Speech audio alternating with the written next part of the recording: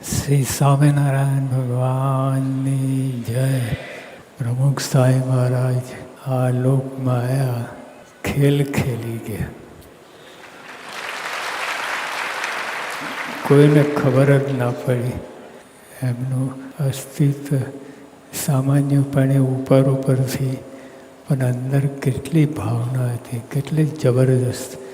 બધાને મોક્ષ થવાની ઈચ્છા રહ્યા કરે, બીજું કાંઈ ઓછું નહીં. અને ઉપરથી તો આપણે ઈચ્છા પ્રમાણે આપણે અમને વર્તાયા છે. આપણે જેમ ઈચ્છા કરી છે એ પોતે વર્ત્યા છે. અને પણ અંદરમાં જે એની ભાવના હતી, પરમ ભાવના, એ આ પરમ કલ્યાણની વાત કરી એ સંત પરમ હિતકારી, સાવ સાચી વાત છે. કોઈને ખબર જ ના પડી સ્વામી હતા કે નહીં.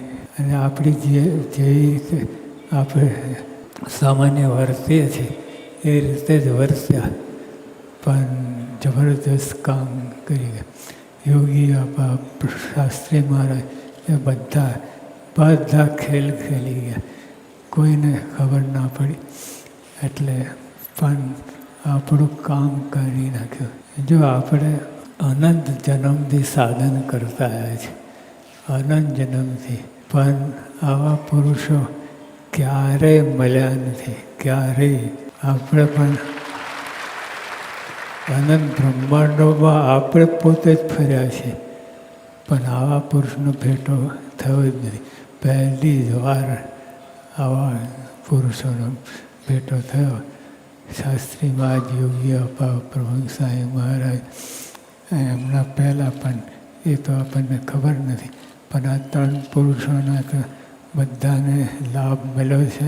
એટલે જે ક્યારે હવે આપણે એવા કાળમાં પ્રગટ્યા, આપણે પ્રગટ્યા જ કહેવાઈએ કે આ સ્વામી એવા ભવ્ય, એટલે એમની સાથે આપણે બધાએ પ્રગટ્યા જ કહેવાય. એટલે એ કાળમાં આપણે કે આ જ્યારે એમનો ભેટો થઈ ગયો, એમની કૃપા વગર કાંઈ થાય એવું નહોતું. એમને એ આપણે ગમે એટલા અનંત બ્રહ્માંડના જીવના પૂન ભેગા કરીએ તો આ પુરુષો પધાર્યા નહોતા. પણ એ એમની દયા, એમને કૃપા કરી, એમની ઈચ્છા કરી તો મનુષ્ય તન ધારણ કરીને પોતે પધાર્યા. એટલે હવે એ કૃપા જાળવી રાખવી. આપણે કેટલી મહેનત આપણને ખબર નથી.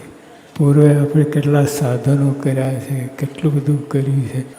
પણ આ જન્મે એ માસ્ટર પ્લાન છે ભગવાનનું કે આપણે છકી ના જઈએ, કંઈ ઢીલા ના પડીએ, અને માપમાં આપણે સત્સંગ કરીએ. કે આ સત્સંગ મહારાજે ગુણાત્રાન સ્વામી કહ્યું કે આપણે 15 આની ઢાંકું રાખું અને 1 આની રિલીઝ કરું, છૂટું મૂકું.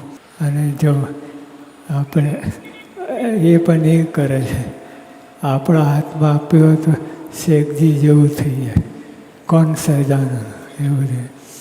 એટલે સત્સંગ એની રૂઢી રીત આપણે જે આપી, એટલે આપણે માથે કેવળ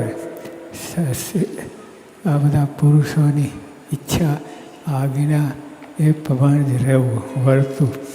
એમાંથી અધિક નહીં પણ ઓછું પણ નહીં. અને અધિક તો વર્તવાના જ નથી, પણ ઓછું પણ ન કરું.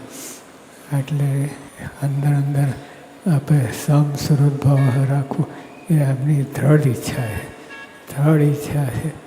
શ્રીજી મહારાજના વખત મહારાજે પોતે જ વાત કરી. સમસ્વરૂપ ભાવની વ્યાખ્યા શ્રીજી મહારાજે જ કરી છે.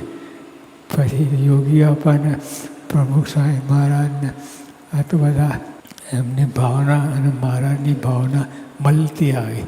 પણ કોઈને પૂછવા ગયું નથી કે આ ભાવના રાખવાની. પણ સહેજે મહારાજના મનમાં હોય એ સત્પુરુષના મનમાં જ હોય ને, બીજું કંઈ જુદું પડે જ નહીં.